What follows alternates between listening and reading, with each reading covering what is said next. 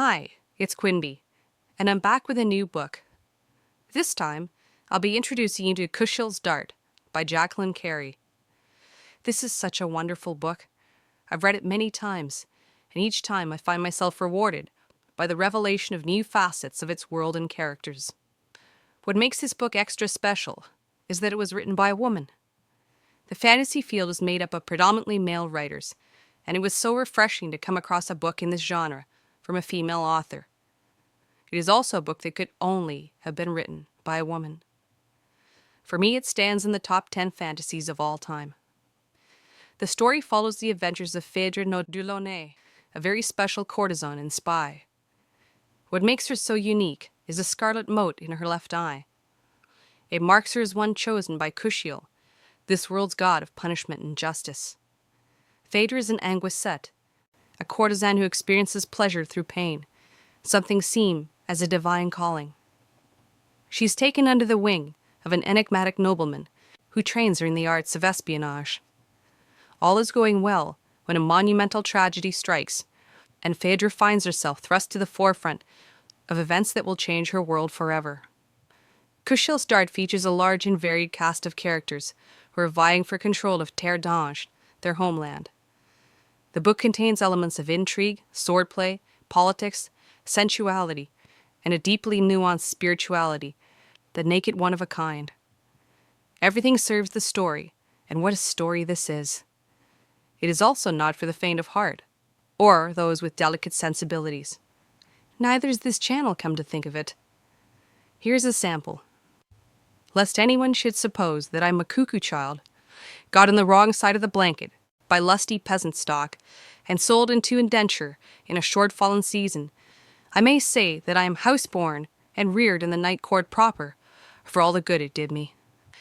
It is hard for me to resent my parents, although I envy them their naivete. No one even told them, when I was born, that they gifted me with an ill-luck name.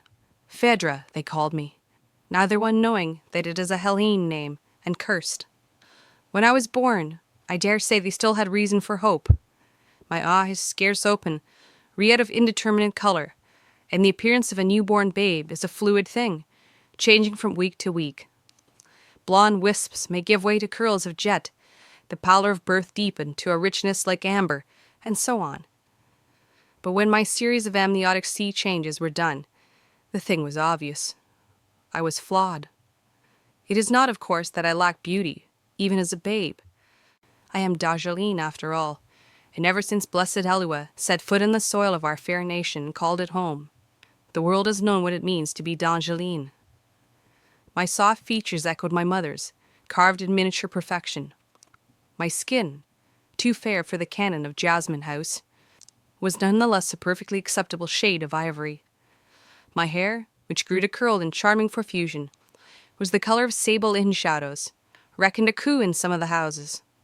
My limbs were straight and supple, my bones a marvel of delicate strength. No, the problem was elsewhere. To be sure, it was my eyes, and not even the pair of them, but merely the one. Such a small thing on which to hinge such a fate. Nothing more than a mote, a fleck, a mere speck of color. If it had been any other hue, perhaps, it would have been a different story. My eyes, when they settled, were that color the poets called bistre, a deep and lustrous darkness, like a forest pool under the shade of ancient oaks. Outside Terre d'Ange, perhaps, one might call it brown, but the language spoke outside our nation's bounds is a pitiful thing when it comes to describing beauty. Bistre, then, rich and liquid dark, save for the left eye, where in the iris that ringed the black pupil, a fleck of color shone. And it shone red, and indeed, red is a poor word for the color it shone. Scarlet, call it, or crimson, redder than a rooster's wattles, or the glazed apple in a pig's mouth. Thus did I enter the world, with an ill-luck name, and a pinprick of blood emblazoned in my gaze. Wow. Gorgeous. Simply gorgeous. You're completely sucked in from the opening page, and everything from world-building to characterization to plot to flow remains consistent to the very last page. You really miss Phèdre when the book ends. There are 2 more sequels in this series, and other books that take the story to new places. They are worth a read, particularly the second in this series, KUSHIEL'S chosen. But nothing touches the first book.